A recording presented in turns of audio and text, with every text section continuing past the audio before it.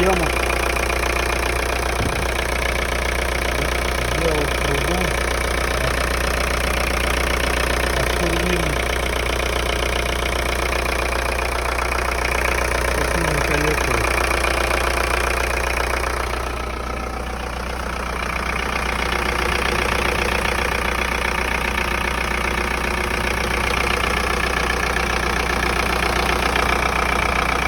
Крепление сделал со старыми подушками.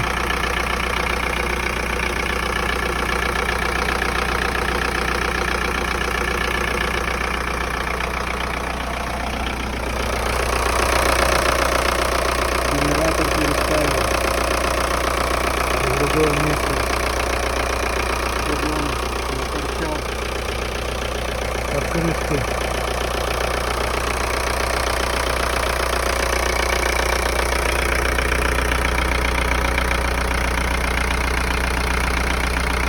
Блок управления засунул туда внутрь.